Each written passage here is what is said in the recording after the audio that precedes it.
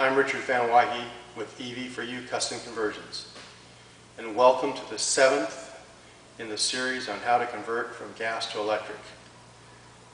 In this episode, we're going to discuss one of the most important decisions in a conversion.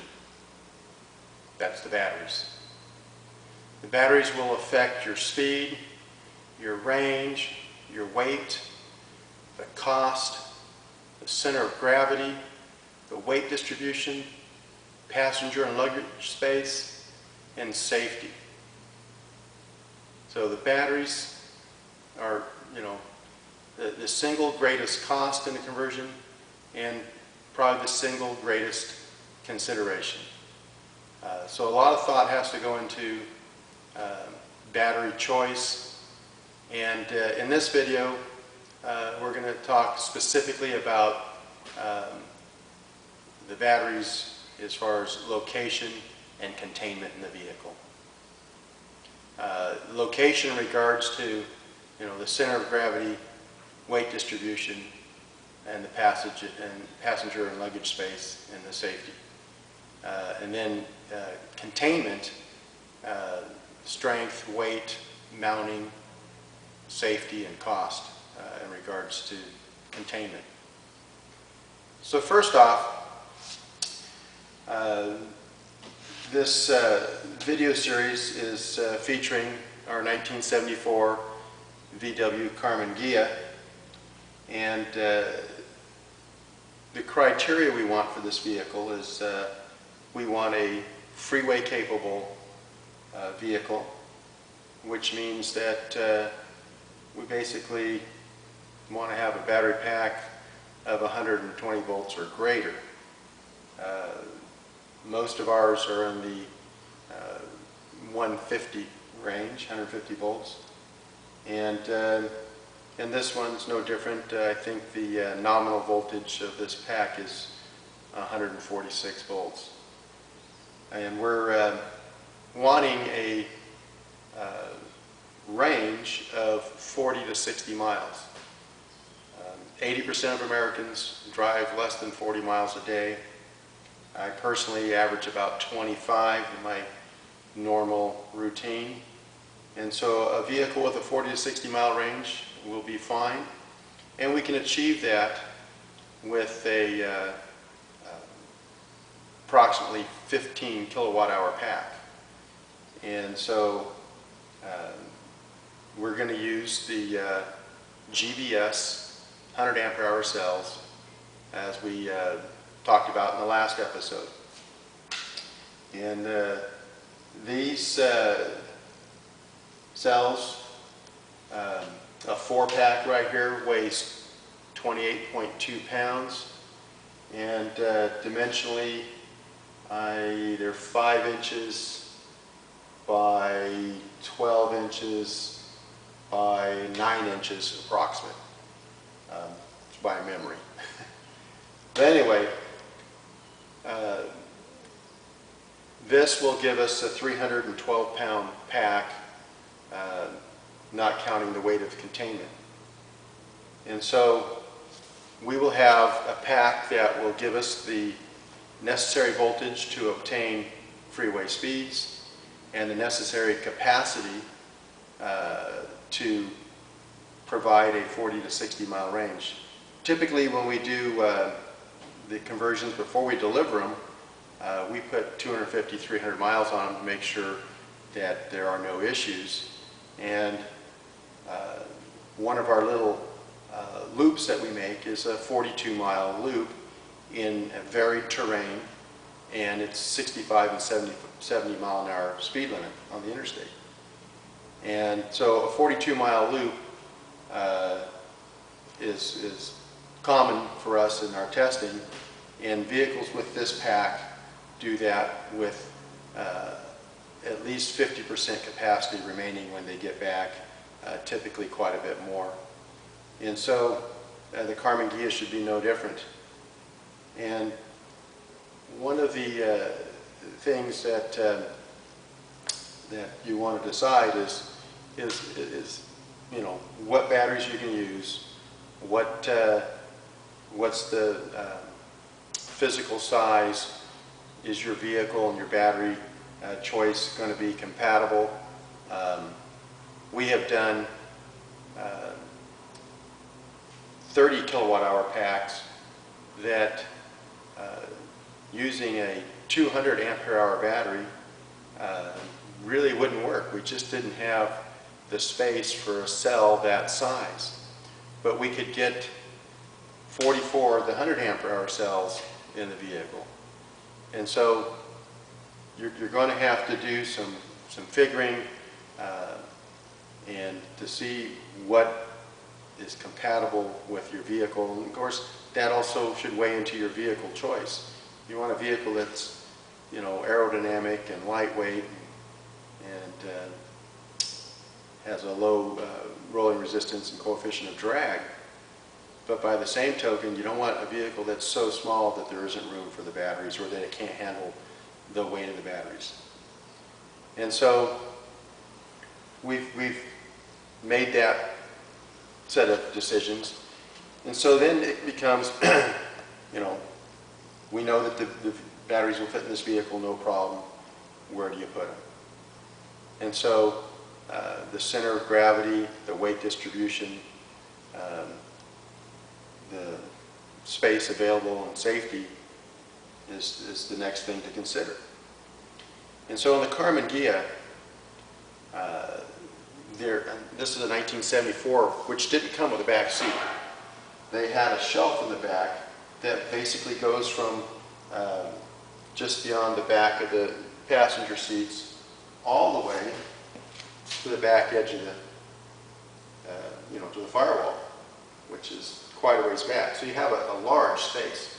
We have enough space that we could easily put 2 of the packs that we're putting in here in this vehicle in that one area, which someday is a plan down the road to put a second pack in this. But initially, we're going to put the pack right where a back seat would go. There's a recessed area where the frame will fit, and all the batteries will be together in one spot. That's going to put our center of weight for the battery pack right here, basically about 2.5, 3 feet in front of the rear axle. It's going to put more weight on the front axle than the car had from the factory, which is a good thing. The Bugs and Karmann Ghias were a little bit light on the front end. This is actually going to give us a little better handling and braking capability than the car had originally. It's also quite low. The base of that pack is about in this area right here. Well, maybe a little bit lower. So it's quite low. So our center of gravity is going to stay low. And the weight distribution will be better than the car had from the factory. And it's not really going to affect our passenger or luggage space. We will still have a large cavity behind the battery pack.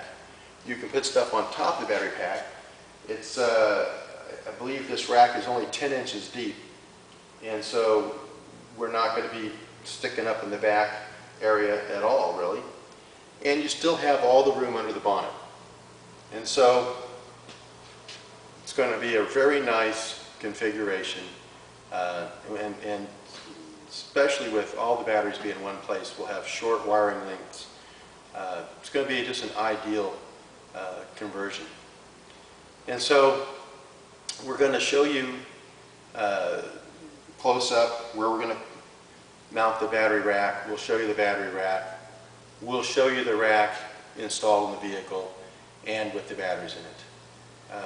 Currently these racks are just finished being made, welded together. So there's some grinding to be done, and of course cleaning and painting. We also line ours with an ABS liner, and so when we show these installed in the car and the batteries in, we're just going to show the layout. They won't be in their finished form. In a future episode, we'll talk about the wiring of the batteries and show you that. And at that time, you'll see the containment and its final arrangement. So for right now, we'll show you that layout. And then, but first let's discuss the containment. Like I said, the issues with containment that you want to consider are the strength, the weight, how you're going to mount it, and the cost. And of course that all then is done with a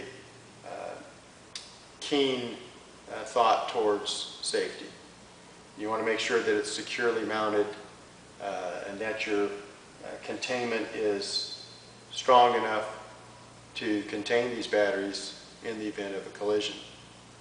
We design ours to withstand a rollover. And so we tend to build ours a little bit heavier and stronger than some. But we also do it being mindful of cost. So these are made out of 1/8 inch, 1.5 inch angle, as well as 1.5 inch flat stock. They're welded together. And some of the larger support spans and so forth on some designs, not this particular one, we'll use 3/16 angle. And so it just depends on the situation. I see a lot of people use aluminum boxes. I'm not a real fan of aluminum boxes. They don't tend to fare real well in collisions. Having something completely contained in the metal also, when crumpled, it has greater potential for shorts and causing sparks and fires even before your fuse lets go. And so we tend to have them so that the battery frame is just like the body of the car. It's going to protect the batteries in case of a collision so that they're not jeopardized. And so we want something that's going to be rigid and strong enough, and you can attain that with aluminum, but at a price. And so trying to blend all those aspects to where we have the most favorable outcome. This is what we typically do. Again, if a customer wants this, has deep pockets and wants all aluminum, we'll engineer that. But that's not always the case. So anyway, this is the rack for the Karmann Ghia. It's just a rectangular rack. It's fitting in just a nice little rectangular hole that's recessed in the area where a back seat could be. And it's kind of boring.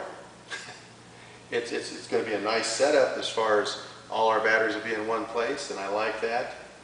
But it's not too exciting for a video.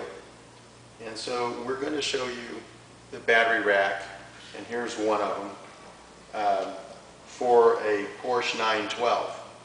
It will have saddle racks on either side of the motor and the engine bay, as well as another single rectangular rack under the bonnet where the gas tank was. So in addition to showing the Karmann Ghia setup, we will show you the Porsche 912 setup, because it's a little more interesting, and it gives you a variety of instances in regards to battery mounting and containment. So let's throw these in the vehicles, and we'll show you the racks in the vehicle. First I'll show you the vehicle prior to putting the rack in, then with the racks in, and then with the batteries in the rack. So stay tuned. Okay, this is the back end of the Karmann Ghia. We have the passenger seat removed so that we can get a better shot, and also so that we can put the battery box in place. So as you can see, there is a recessed area. You can see the shelf. We got the carpet folded back. It sits down, good 6 or 7 inches, and so it's framed in there. And so our 10-inch tall battery rack is only going to stick up 3 or 4 inches above the height of the original deck. And so this will be a very nice setup, but not very challenging, not very interesting, so we'll show you something else here. This is a 1976 Porsche 912E. Pretty sweet, huh? Got the E designation from the factory. There it is. This was a one-year car, made only in 1976. And here's the engine bay. Not a lot of room. This is a Warp 9 motor, and we want our batteries to be as close to the axles as possible and as low as possible, and so it's a tight fit. We wanted to have enough weight in the rear. The Porsche is designed to have a good percentage of its weight in the rear, and so there will be 6 batteries, 3 on either side of the motor, which we will show in just a moment, and then the remaining 5 batteries go up front. And we have the rack already sitting in the front here, and you can see there's quite a deep hole there. This is a little deeper rack. We designed it that way because we're going to have the batteries in there, as well as a few other things that will be associated with this mounting, and so that was the reason for this particular design. Again, it's almost flush with the top portion here, so you will have a nice area for putting luggage and so forth, groceries. It will have almost as much space, a little less in the height department than it did originally, but we've removed the spare tire, so in actuality it's not that much less than the original layout. So anyway, that's kind of the before look. And so now we'll put the battery rack in the rear, we'll put the battery rack in the Karmann Ghia, and we'll take a look. Again, no batteries in the passenger compartment of the Porsche. They'll be under the bonnet and in the rear. For more information about our videos and electric conversions, visit our website at evforyounow.com, and also other videos that we have on YouTube. And so let's move on here. All right, here we have the battery rack in the Karmann Ghia mounted in place, and you can see how it fits in that recessed area. It's just laying in there right now. It has tabs on it that allow for mounting. This will be mounted in multiple locations. It's bolted through the body of the vehicle and strapped on the back side. Our mounting systems are very secure, and as I said before, designed to withstand a rollover.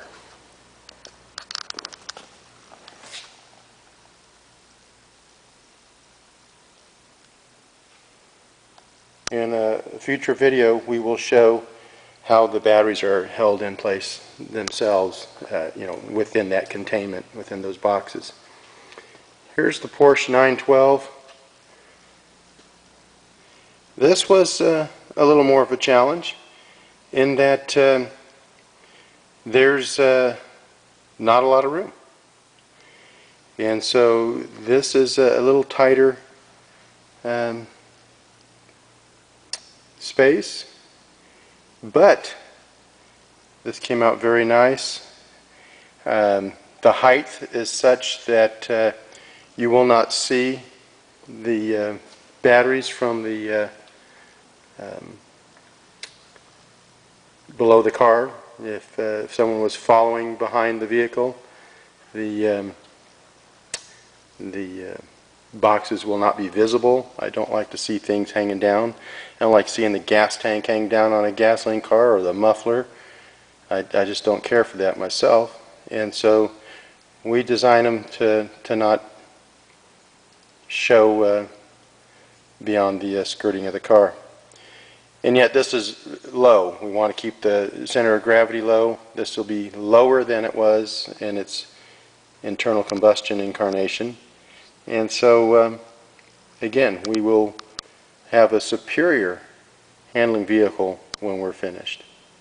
And so there's 3 batteries on either side of this Warp 9, and we'll place those in a moment and show you how they look in there. This is all shock mounted because there wasn't a lot of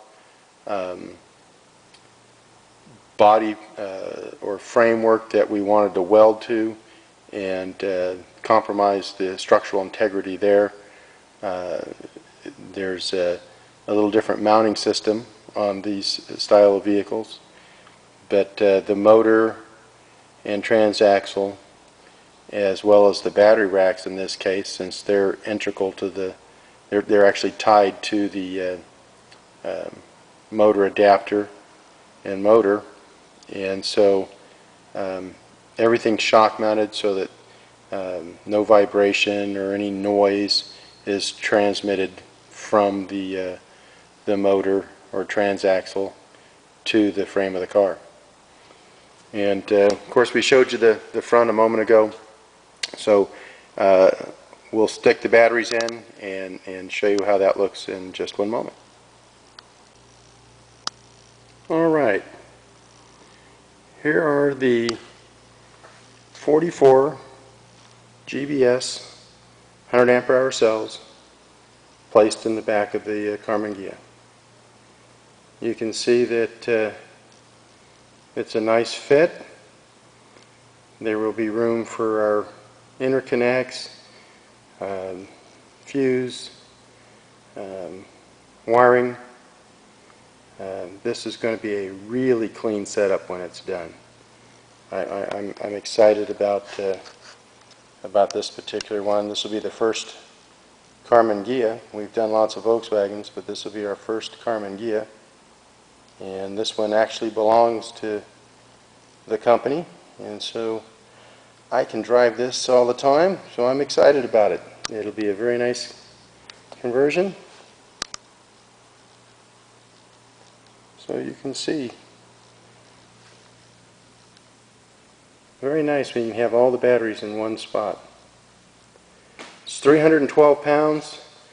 The frame, I want to say, I forget now, we weighed it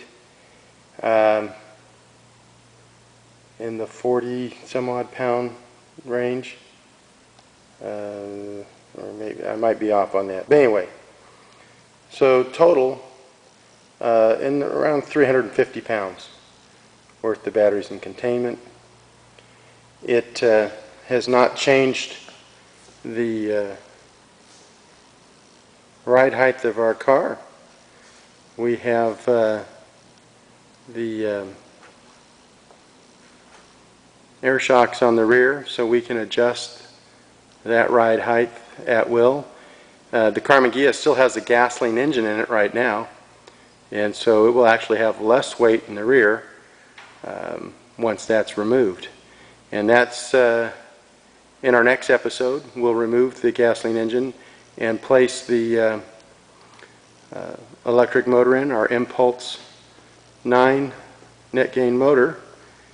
And so there you have it. And when the seat is in, I put that one back. And of course, when everything's done and upholstered, we're going to put a clear polycarbonate top on there so you can see the batteries. But other than that, very clean. You can see all the luggage space back in there. We got the carpet folded back, so it's taken up some of that room. It's the way it's folded. But there's quite a large cavity there. And of course, all the room under the bonnet is, which was the original trunk space, is uninhibited. And so this car will be a great grocery getter. It'll be a fun daily driver. I'm looking forward to it. So let's move on to the Porsche. We'll take a look and see what it looks like with the batteries in it. All right. Here is the Porsche 912 with the battery racks in place. The 6 GBS batteries, or 24 cells, 100 ampere hour cells, straddling the motor. You can see things fit in there fairly snug, but not to the point where, you know, putting the batteries in is any issue or anything. They drop right in, which means they would be easy to remove if they had to be, or if you ever need to remove the motor. Everything is actually quite accessible. The weight in the back is not bad. The car has the same ride height as before. You don't see the battery boxes.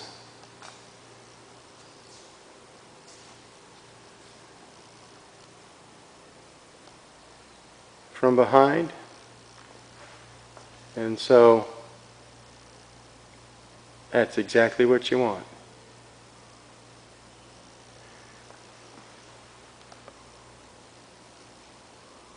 So,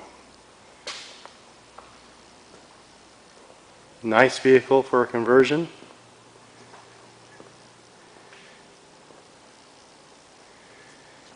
The bracket on the top of the adapter there, and that is the bottom mounting portion for our heat sink and component mount. And so that will be fairly similar to what you're seeing from us on our VW conversions, where we use the common mounting for all your main components. So by having that common mounting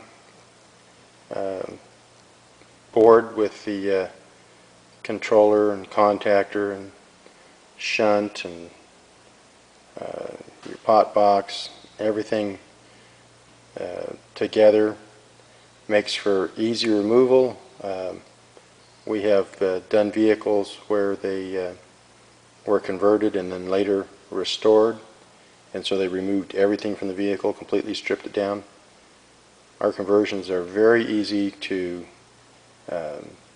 disassemble and then reinstall, because we do everything with that in mind, that if you ever had to service something because of an accident or whatever the issue may be,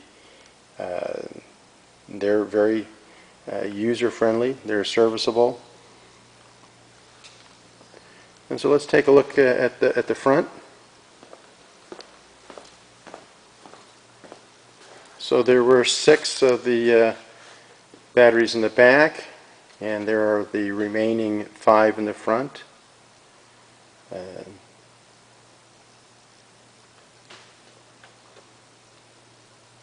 So there's your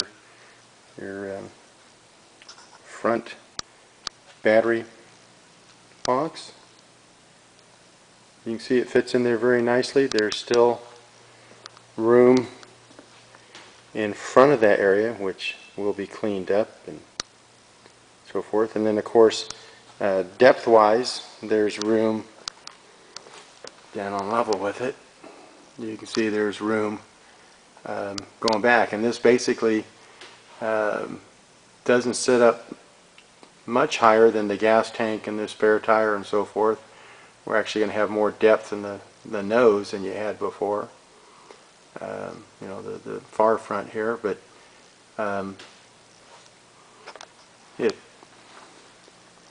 it's not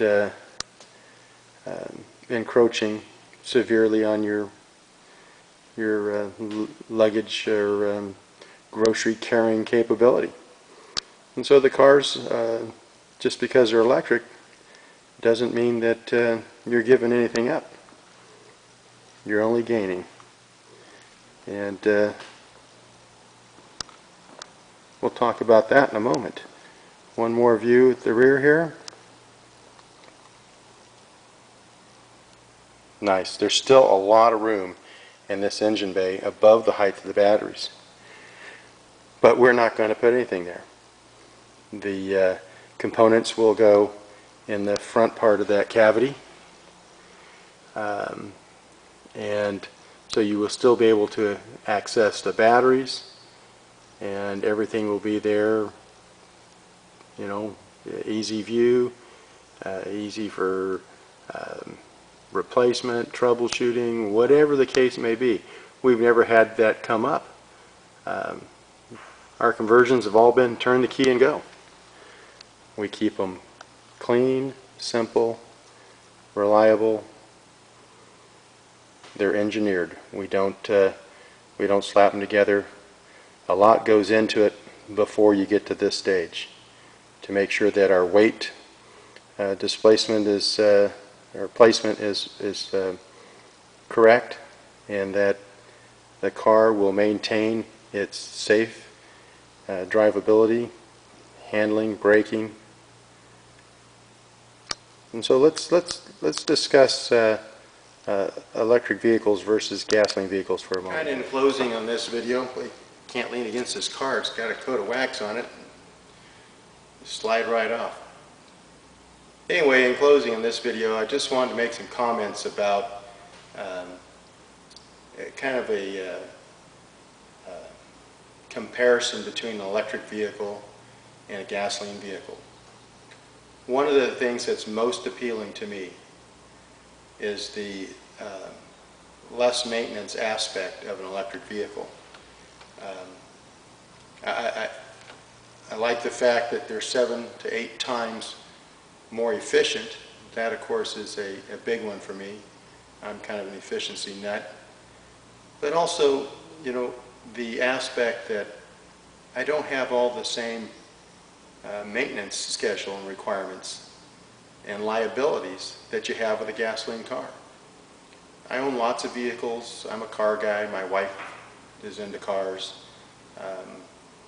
And over time, you know, the time or energy or money spent in maintaining them adds up. I like to do all my own maintenance, and so I don't typically pay someone else to do that. On occasion, when I just don't feel like it for some reason, and I'm typically, I mean, it's not uncommon for me to be less than pleased with the caliber of the job that someone else does, which reminds me why I like to do it myself to begin with. But let's just talk about a few of the components on a gasoline vehicle. You have different systems. You got the cooling system, for instance.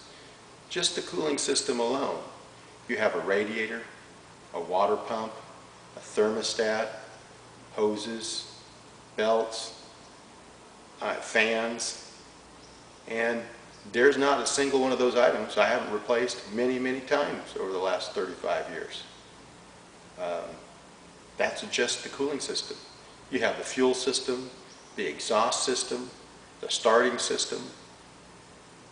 I mean, all of these have multiple components. The starting system, you got the ignition key, you've got the starting battery, the solenoid, the starter. Did I mention the battery? I think I did. Just, you know, multiple components for every system. An example of gasoline car maintenance is my wife's car turned over 60,000 miles. It's a 2003 Mazda Miata, and at 60,000 miles, Mazda recommends replacing the timing belt. Well, when you replace the timing belt, because the water pump's behind the timing belt, it's a good idea to replace the water pump also. And that vehicle has solid lifters, and so the valve adjustment is done at that time also. You have to measure your clearances and change shims as need be, and it has variable valve timing that needs to be checked. And so it's not a matter of choice. If I choose not to replace that timing belt, sooner or later it will fail. And when it does, I'm going to get a phone call from my wife, and she's not going to be very happy. So it's the have-tos in life that when you get to be middle-aged, you kind of say, hey, let's limit the number of have-tos, and let's concentrate on the want-tos. And the electric vehicle allows you to turn the key and go. I drive our marketing vehicle, the 74 VW Bug, all the time, and in all the miles that we've put on that car, never a single issue. It requires a little more maintenance because it's a lead-acid conversion, and so we check the batteries on occasion. We keep spacing that out more and more because they don't have an issue. That pack's 4 years old and it's still going. The range has decreased greatly from when they were new, but we don't drive it as much as we used to, simply because it has a very expensive paint job on it. It draws a lot of attention, and so you have to, kind of be conscientious of where you go, where you leave the car. Do you leave it unattended? And also,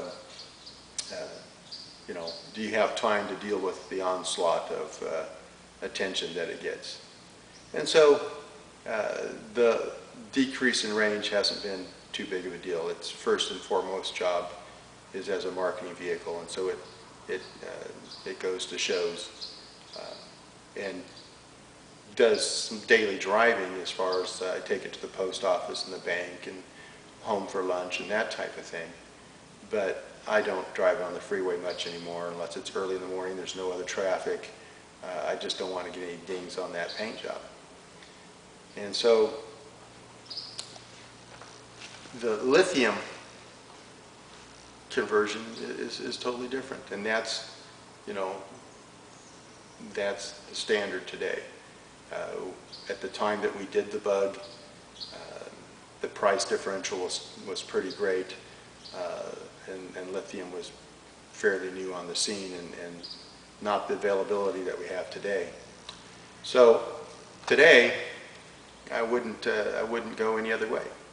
You've got lithium cells that are going to give you many years of trouble-free service.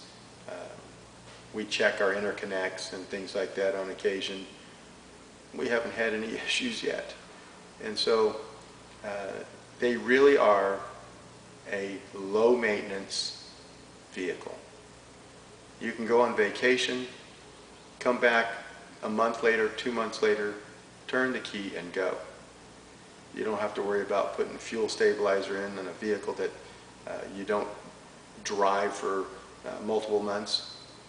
These things they're ready when you are. So there's a lot of upsides to the electric car, all the environmental things and so forth. Everybody's familiar with that. I don't typically address those. More appealing to me is the fact that it is so much more efficient, so much more reliable, and a simpler, more efficient form of transportation. And so we'll continue our series on converting from gas to electric. We've addressed why we're into the conversions in the past, but it's nice. in the vehicle that we're featuring in this series, the Karmann Ghia, I'm looking forward to driving a car. I mean, I've been driving it under gas power on occasion. I prefer to drive the electric car, so I don't drive it that often.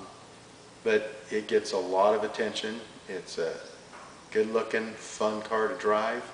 And once it's electric powered, it's going to be even more fun to drive. I won't have to listen to that chatter of the valves. Won't have to adjust valves every 3,000 miles. Won't have to worry about oil changes, points. You know, when it sits, you know, does the gas go bad? Gas doesn't last as long as it used to.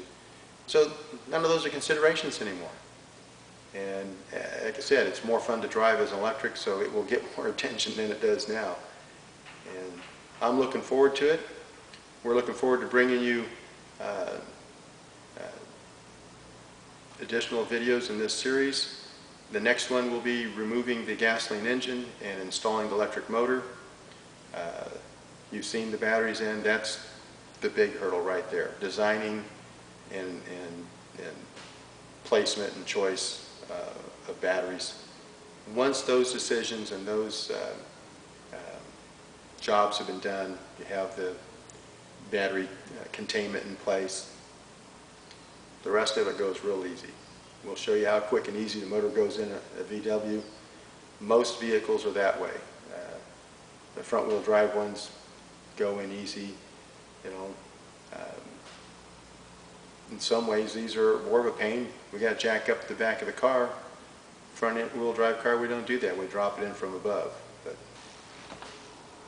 But all in all, a conversion is not that bad of an undertaking. You can do it yourself. We're here to help. If you have any questions, you can contact us at info@evforyounow.com.